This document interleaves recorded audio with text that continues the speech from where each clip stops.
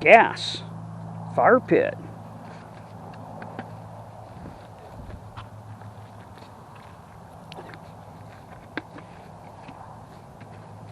Torch.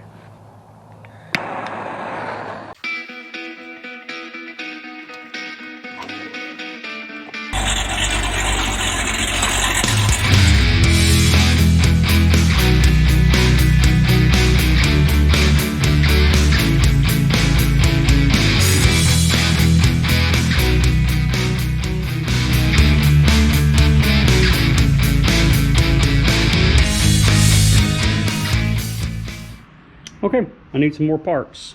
I need a fan and some belts. So I want, actually don't need, yes, I do need the power steering because that runs the water pump. And then I'll need an alternator belt right there. And a fan. So I'm going to walk over here and show you an old friend that we haven't seen in a while on the channel. And there's a very valid reason for that. I haven't even been driving it. I hadn't even started this thing since I used it to pull the 73 Dodge in. We'll get to that as soon as I get the 73 Dodge where it starts and moves under its own power. So that fan will work. I don't know if these belts will work or not. I'll probably just pull the belts because it's easy enough to do, and that'll at least give me an idea what links I need, and just go from there. So yeah, I already robbed the battery. I have belts. Can you believe I actually went to the parts store for this hodgepodge pulley setup that I have on here, took a measurement on some belts, went to the parts store and got belts, and I didn't have to go back because they didn't fit, because they fit perfect. That's like the first time ever that has happened. It's gotta document that kind of stuff, right? Usually it's at least 2 to 3 trips to get the right belt when you don't have one to go off of, right? Okay, so I need to get water in it, prime the fuel system, put a different starter on. That one's not gonna work. Get that hooked up, finish my grounds, and there we go. Okay, still raining, no real storming, so we're gonna see if we can get some lightning in here. Fuel pump's taken care of. Everything is tidied up electrically, so you'll have my this goes to the charging system. That's one of the ones I got out of the junkyard off like a Ford Focus or whatever. This one right here is going down to all my main power systems with my fuses right here. I got 3 of them hooked up. That just kind of combines them all together. Really think I don't want to redo that part, but it'll work for now. This goes to the starter. So what I want to do is, now that I'm grounded, is the key is off, so there shouldn't be anything. I have the power going to the alternator, straight to the alternator, shouldn't be an arc with that. Then power going to the starter, shouldn't be any arc with that, because there's no keys or anything turning them on. So we'll see. Hey, look at that. I must have done something right because there ain't no arcing on that, right? So I'm going to get this cinched down, and then I'm going to hit key power on and see if I blow any fuses. I should be pretty safe on everything. Okay, 1 moment of truth done. Now, oh hey, that did something. None of those are lit up. So I have all these. One's fuel pump, one's the ignition system, one's the charging system. So nothing popped. Nothing popped. This should be fuel pump. It come on, so now I'm going to go check for leaks. Oh, key off. That's my master kill.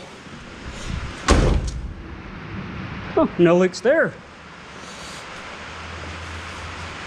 Alright, we ain't primed up yet. No pressure. Okay, but that was a good first little check there. It did come on, so that's good. Yeah, I don't see any leaks. That is when I put water in first. Now I get to find the leak. I haven't quite pinpointed it, I don't know if it's coming from that hose right there or from the water pump. I can't. We are dripping still from... Aha! I was wrong. Look at that. Right there. I can't reach it. Knock my hat off. It is leaking from the weep hole. That's a bad water pump.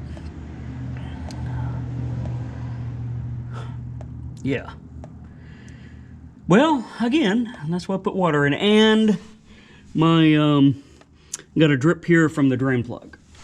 So, get to grab my hat. So apparently I need to drain the water off. You know, at times like this, you just kind of want to lay here for a second and not get back up. Man, frustrating. But this is what you're going to run into doing these projects. So I put a used water pump on that should have been a good water pump. It had been used before, didn't have any issues, and apparently sat around and now it's bad. So I'll need to... Yeah, I don't want to do a break-in with a water pump that's weeping, because if it's weeping, that means...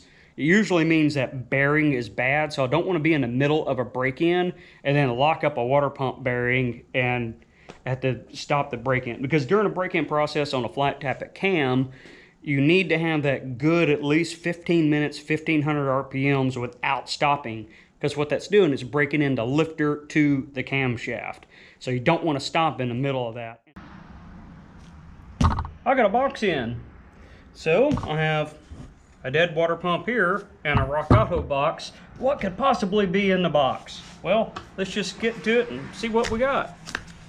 Yeah, I have my razor ready this time instead of having to hunt for it like almost every other time. So I went with the Rock Auto water pump for a couple of reasons. At least I hope that's what's in the box. So the part store was double the price. And if we look at this water pump, we got 8 vanes on here, right? The one they sold only had 6 vanes, which is not the high performance one, the factory high performance one anyway. And they were double the price. So what I got here is actually a Gates water pump. So that's a pretty good brand right there. I trust that. This water pump I have here is like, I don't even remember when I got it. So it's well over 10 years old. So if I'm going to get that out of it, I think it's $23 for it. I think I'm good with a 1-year warranty and not get the lifetime warranty on it. What I got?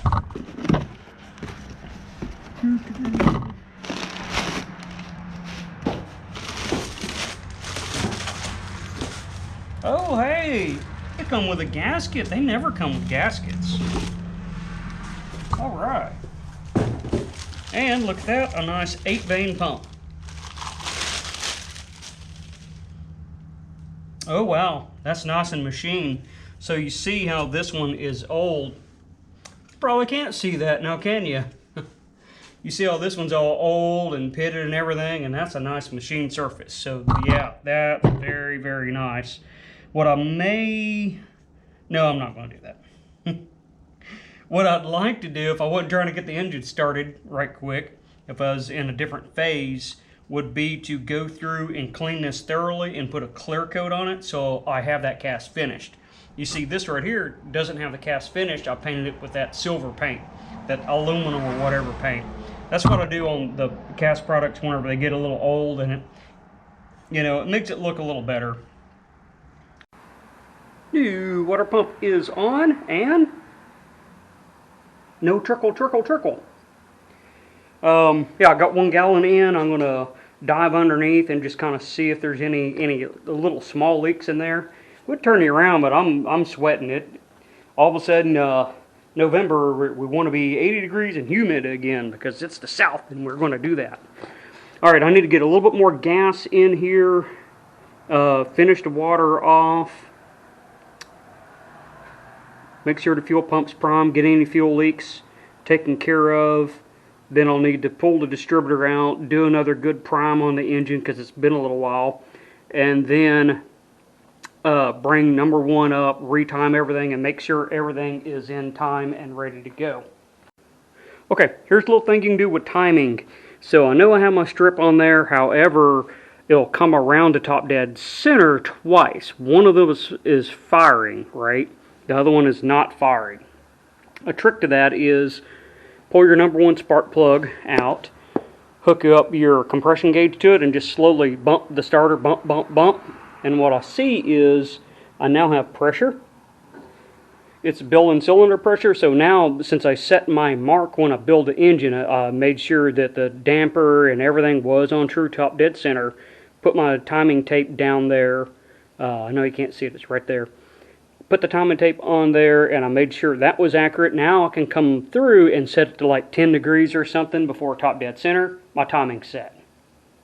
All right, I am this close to breaking it in. Let's hook up the battery and break it in. So, I did have a water leak. I have two water leaks. Right there. I don't know why it's leaking underneath that, but you can see I have a gasket and I have the aluminum to aluminum. So,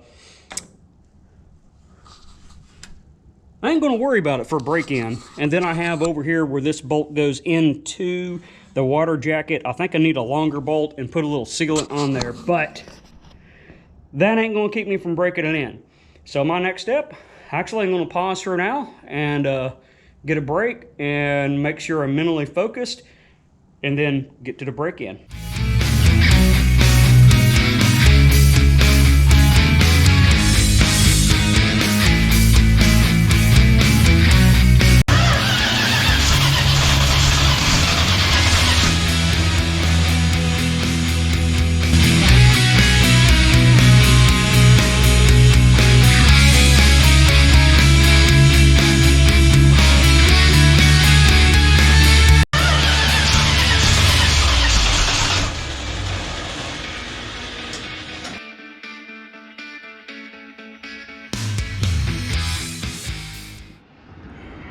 Spark plugs are wet. I flooded the crap out of it. That's just a novice mistake, and I fell for it. I should have known when I was adding that much gas or something not right or something in there. So I got to change plugs. There's no use trying to clean these up. Once that happens, they're done. Let everything air out. Get all the plugs out of it. Let it set. So I'm done for today. There's nothing else I can do with it. Got to get new plugs and let all that air out real good.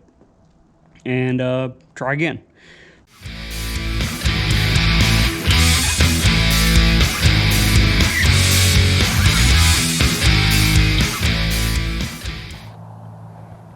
Gas. Fire pit.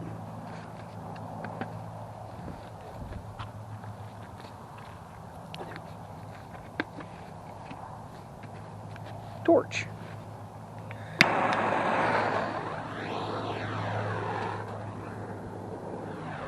Huh. Well, that wasn't very impressive, was it? Well, let's look at this again. Oh, that's the stuff that I was trying to prime the carburetor with on Herald 2.0, and it ended up giving me wet spark plugs that were fouled out. Because I flooded it out with this junk right here that doesn't, I mean, yeah, pretty lackluster, huh? Okay, I figured out why it's leaking. If we look at the gasket that's on there, see that witness mark around there, how it's offset? So that's kind of what happened right there, instead of being squared up. So when we drop it in there, it's supposed to set nice and flat, but if it gets up just right there like that, you'll get that mark and a leak.